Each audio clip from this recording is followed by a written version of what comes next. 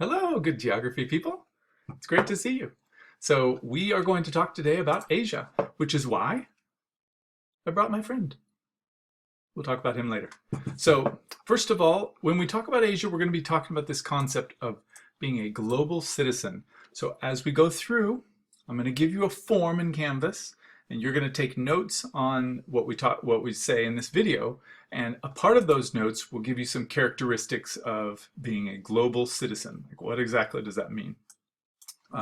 So we start just with this. So Asia is a pretty strange concept. It encompasses a whole lot of area, and it encompasses some amazingly diverse and beautiful people, all the way from this woman whose photo was on the cover of National Geographic in 1985, all the way over to what maybe we more stereotypically think of as Asia. So the term Asia is not Asian. It comes from Herodotus, who is very much Greek. He's considered the world's first historian. So it's in reference to Asia Minor or Asia Major, Turkey, and Persia, which a lot of people would be like, are you sure that's Asia? It is, definitely. But Asia itself is a European concept. Geographically speaking, there's kind of no natural divide between Europe and Asia. And so we do tend to talk about Eurasia sometimes. So we have this little divide here, Turkey and the Bosphorus. We have another sort of dividing line here between Africa and the Middle East. But for the most part, it is just a massive territory with some wonderful diversity within there. I think you're going to really like Asia. So first of all, global citizens, so go back to your notes. Global citizens are aware, what did I say? Are aware of the interconnected web that is modern life. So under number 1, global citizens are aware of the interconnected web that is modern life.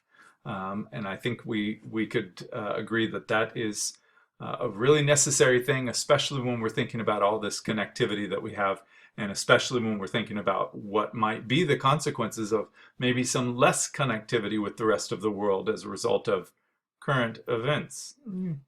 So, physical features in Asia. Into your notes, it'd be great if you could just pause the video and look for one mountain range, one plain or lowland, and one plateau.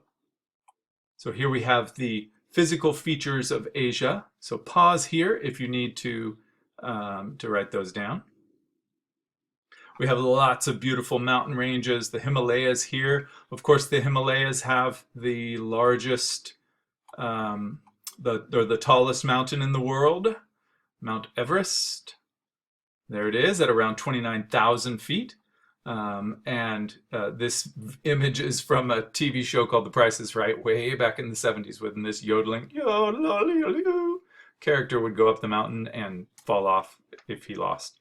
There are two other mountains that claim to be taller than Everest, but one of them is measuring from the seabed, which we don't do. One of them is measuring from the Earth's center because it's right on the equator, so it's kind of like unfair advantage. But we don't do that either. It's Everest for now, unless you go up there and kick a couple hundred feet off.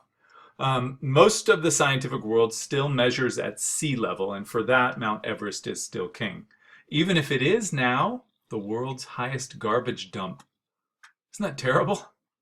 It's so difficult for people to cart all their stuff up there and then just survive at the elements at that, the elements like oxygen at that elevation. So I do understand why they don't cart it all down, but it is kind of a problem. And then this lovely title, Decades of Human Waste Have Made Mount Everest a Fecal Time Bomb.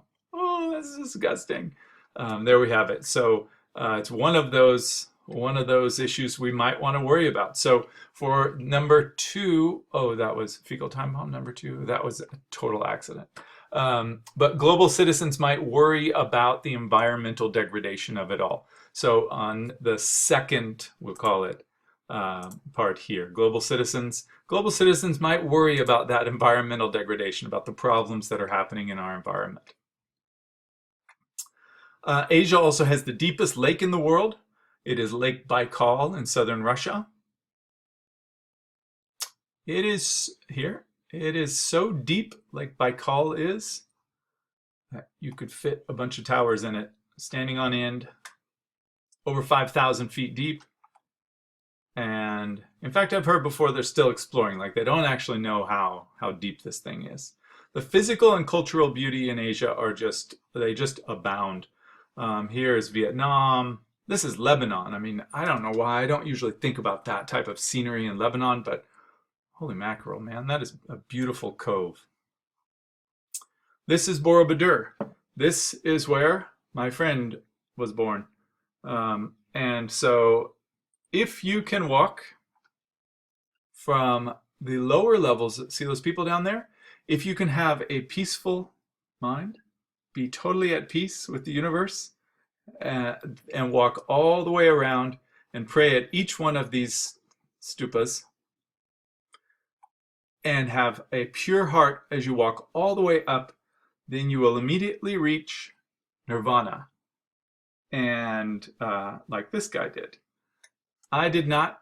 I'm not sure how long I kept the pure heart. I probably stubbed my toe right around here, and there you have it. But I did walk all the way around. I did walk to the top, and it is absolutely beautiful. It's in the foot of this Merapi, I think it's called, a volcano that if you go there after the sun's down, if there aren't clouds, you can kind of see the veins of this volcano on the side of the hill. It's astounding. It's astounding. It's in Java. It's in a town called Yogyakarta, a city called Yogyakarta on the island of Java in Indonesia. Global citizens explore their own values and don't see them as superior to those of people living in other countries. So global citizens, so that's number 3. Global citizens would see these monuments and hear that they are people of the Buddhist faith, and they would not immediately reject them, or their sort of ick vibe culturally would not be set off. You don't necessarily see your culture as the one that is superior. Now, you can value it, you can love it, you can hope that it gets better, you can support it, but you're not necessarily looking at the rest of the world and saying, oh goodness, look at those people eating with chopsticks. Forks are so much better. That's a silly example, but so you're not necessarily seeing your own culture as superior to those of people living in other countries. That would not be good global citizenship. Now, that has some exceptions. I think we could look at some cases where other cultures might have, I don't know, something like child abuse or something, and we're not simply going to just shut off all of our judgmental faculties in every case. Certainly, we're going to continue to judge the world in those extreme cases. But for the most part, we can be reasonable people and look at people coming from other cultures and say, wow, you've got that different thing from me? Awesome, let me learn about it. And here, have some apple pie. Here is some other amazing stuff like Petra and like these terrace farms in China. If you're in World History next year and you remind me of this image of the terraced farms as we talk about terrace farming in China, I will give you extra credit. I'm not kidding.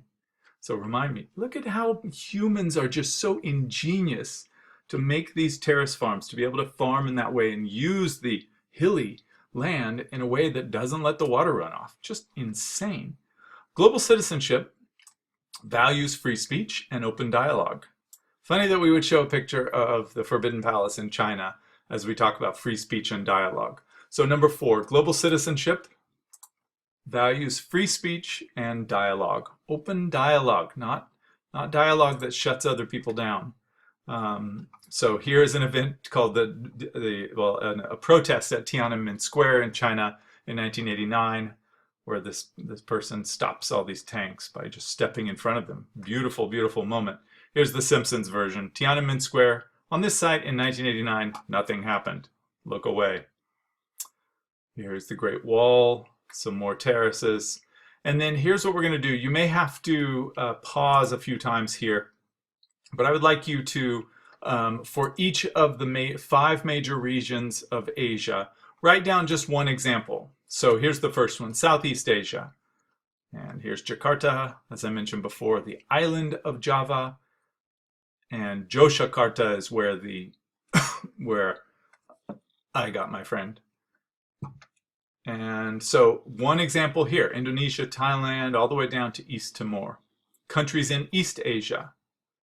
And we have China, Japan, Hong Kong, North Korea, South Korea. South Asia.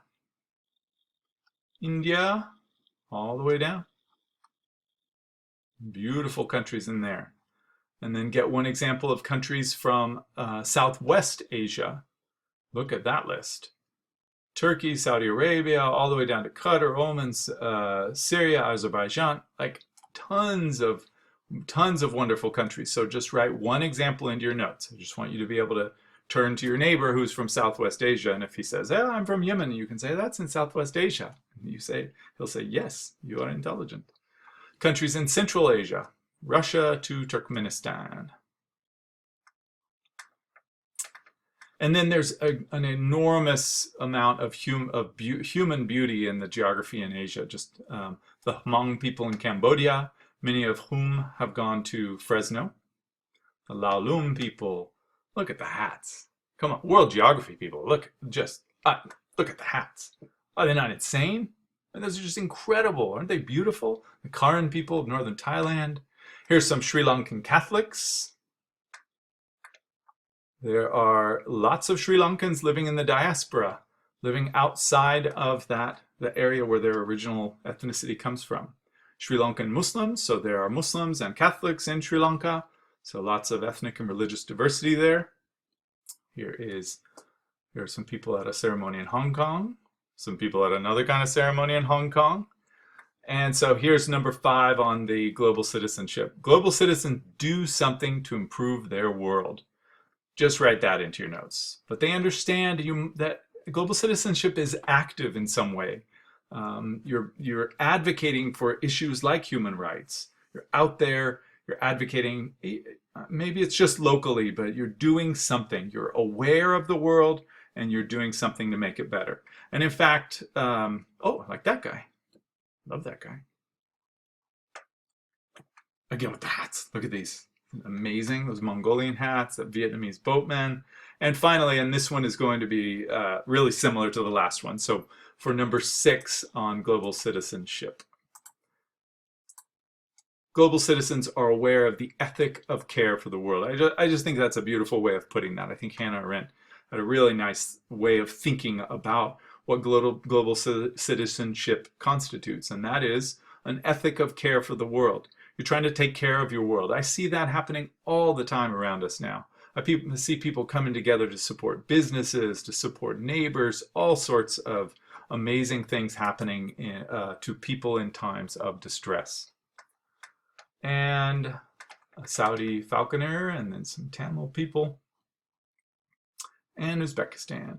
So now that, excuse me, now that we've started our discussion of Asia, and talked about some characteristics of global citizenship, I want you to upload these notes into your into Canvas. Just upload these notes, and then later, like over the weekend, I'm going to ask you another question, and that question is going to be, why is it important to become a global citizen?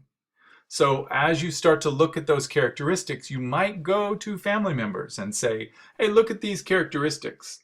Why is it important to embody some of those characteristics? Why is it important to be a global citizen? And see what they say, because I think it's a great moment for you to have some discussion about that, and a great moment for us to get mellow together. Great seeing you. Talk to you soon.